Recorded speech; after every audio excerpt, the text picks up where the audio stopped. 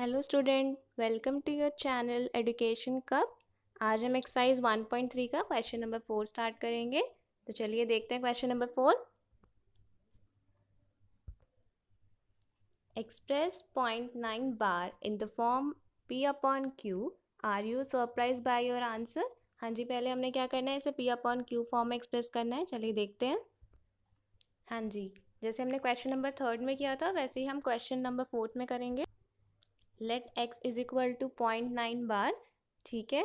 Then multiply करेंगे हम इस इक्वेशन को बाय 10, क्योंकि एक ही डिजिट पे ब्लॉक है तो हम 10 से मल्टीप्लाई कर लेंगे, ठीक है। तो आपका बन जाएगा ये equation 1, 10x is equal to 9.99।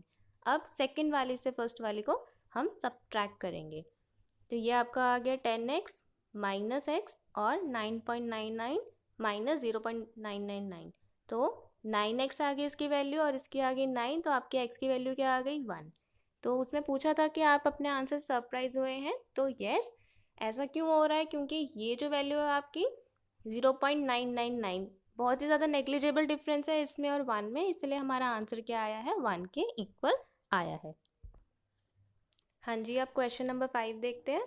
What can be the maximum number of digit be in the repeating block of digit in the decimal expansion of 1 by 17? Perform the division to check your answer. हाँ जी, ये question आपका वैसे examination point of view से important नहीं है, पर just आपका concept clear करने के लिए। तो चलिए देखते हैं। हाँ जी, जब 1 को हम डिवाइड करेंगे 17 से तो आपका ये पूरा ब्लॉक आएगा, ठीक है। तो ये आप अभी डिवाइड मत करके देखिएगा, जस्ट आप समझ लीजिए। देखिए क्या है कि हमने ये पहले ही पढ़ा था, जो नंबर जिनका डेसिमल एक्सपेंशन क्या आता है, नॉन टर्मिनेटिंग बट रिपीटिंग, तो उनके जो ब्लॉक डिवाइड होते हैं क्वेश्चन में, चाहे वो रिमाइंडर में, वो हमेशा डिवीजर से लेस होते हैं। तो इसमें जो मैक्सिमम नंबर ऑफ डिजिटिंग ब्लॉक हमारा कितने आया, 16, ठीक है। ठीक है, जैसे अब 17 है, इसका एक्सपेंशन हमेशा क्या आएगा, लेस देन इससे होगा, ठीक है। तो इसका डेसिमल एक्सपेंशन में जो ब्लॉक है वो रिपीट होंगे 16, क्योंकि नंबर क्या है, नॉन टर्मिनेटिंग है बट रिपीटिंग है। Question number 7, write 3 numbers whose decimal expansion are non terminating and non recurring. तो आपको ऐसे 3 नंबर देने हैं, ठीक है। चलिए देखते हैं। सॉरी, क्वेश्चन नंबर 6 जो है स्किप हो गया, पहले क्वेश्चन नंबर 6 देखते हैं। Look at several example of rational number in the form of P upon Q. Q is not equal to 0, where P and Q are integer with no common factors other than 1 and having terminating decimal representation. तो आपको ऐसे rational number के example देने हैं जिनका common factor नहीं होगा other than 1, numerator और डिनोमिनेटर में, ठीक है, और टर्मिनेटिंग डेसिमल एक्सपेंशन होगा। तो चलिए देखते हैं। हाँ जी, तो आपके रैशनल नंबर के एग्जाम्पल ये रहे, और देखिए हमने जो रैशनल नंबर लिए हैं वो क्या लिए हैं, टर्मिनेटिंग है इनका डेसिमल एक्सपेंशन और इनका कोई भी कॉमन फैक्टर नहीं है अदर देन 1।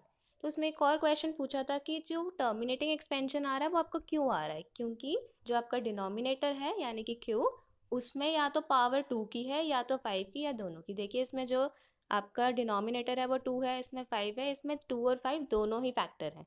तो ये प्रॉपर्टी अगर सेटिस्फाई होती है तो आपका डेसिमल एक्सपेंशन क्या आता है, टर्मिनेटिंग आता है।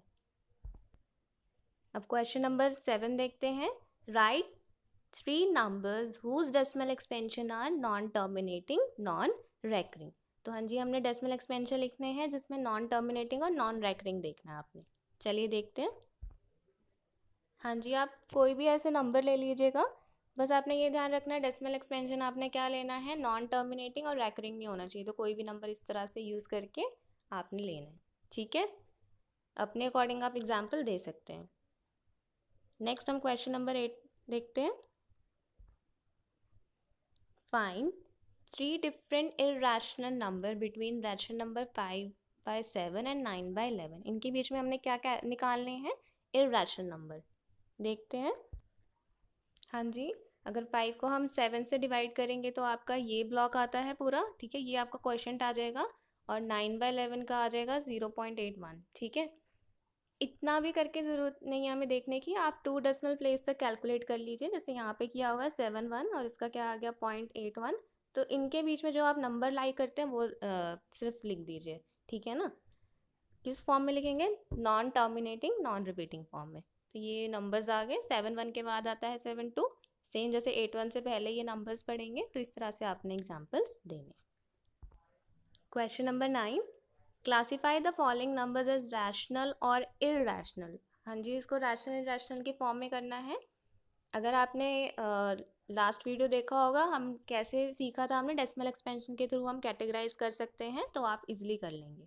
रूट 23 प्राइम नंबर है और इसका अगर हम रूट निकालेंगे तो हमारे पास क्या आएगा, नॉन टर्मिनेटिंग और नॉन रेकरिंग जो है आएगी वैल्यू, तो ये हमेशा आपका क्या आएगा नंबर, इरैशनल की कैटेगरी में।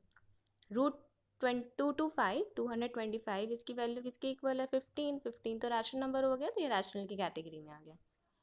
ये डेसिमल एक्सपेंशन क्या है, टर्मिनेटिंग है, क्योंकि ये फिनिश हो गया है, रिपीट नहीं हो रहा है, तो ये आपका रैशनल नंबर आएगा, क्योंकि टर्मिनेटिंग डेसिमल एक्सपेंशन आपके रैशनल की कैटेगरी में आते हैं।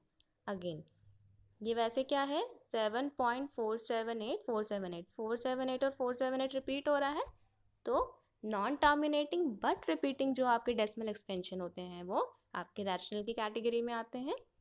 नेक्स्ट 5th पार्ट, इसमें आप देखिए ऐसा लग रहा है 101 ये रिपीट हो रहा है, बट ये क्या है, कंसिस्टेंसी में रिपीट नहीं हो रहा है, तो ये भी क्या है, नॉन टर्मिनेटिंग है, नॉन रिपीटिंग है, तो ये आपका इरैशनल नंबर होगा।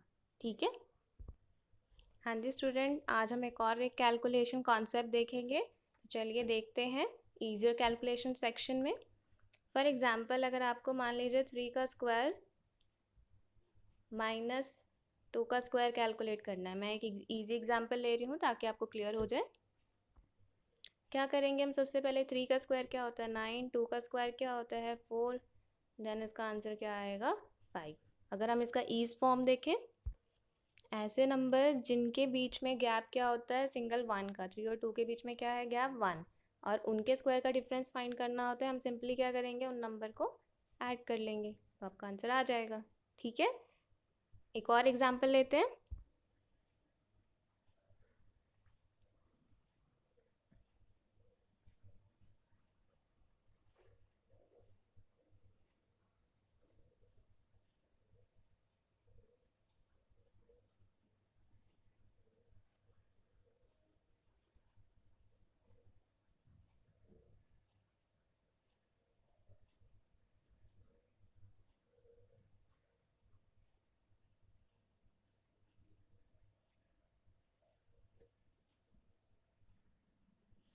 ठीक है जी, अगर हम ले रहे हैं 10 का स्क्वायर, ठीक है, तो -9 का स्क्वायर ये हो गया 100, 81, डिफरेंस आ गया 19, अगर हम सिंपली इसको क्या कर दें ऐड कर दें, तो भी आपका आंसर क्या आएगा 19।